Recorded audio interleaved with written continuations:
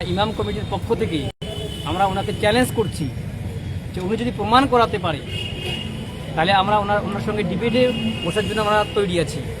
আজকে আমরা ওনার নামে এফআইআর করলাম, কারণ উনি রাজ্যতে একটা বিভাজন তৈরি করার জন্য, হিন্দু মুসলিম দাঙ্গা লাগানোর জন্য এরকম ব্যবস্থা, উনি এরকম কথা এরকম মন্তব্য করতেছেন কোরআনকে নিয়ে।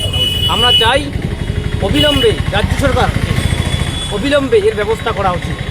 যদি না হয় আমরা আইনত এর থেকে বড় আন্দোলনে আমরা হুঁশিয়ারি দিচ্ছি।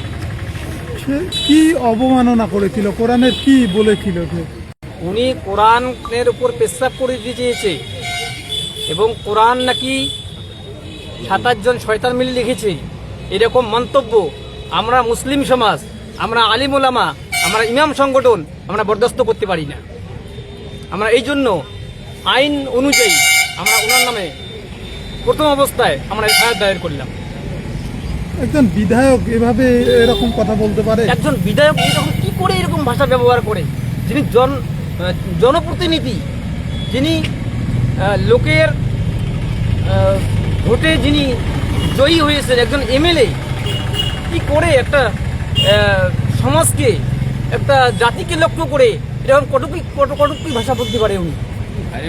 যদি তাকে গ্রেপ্তার করা না হয় তাহলে কি আপনারা আমরা যদি ওনাকে গ্রেপ্তার করা না হয় তাহলে আমরা এর থেকে বড় আন্দোলনের দিকে আমরা যাব।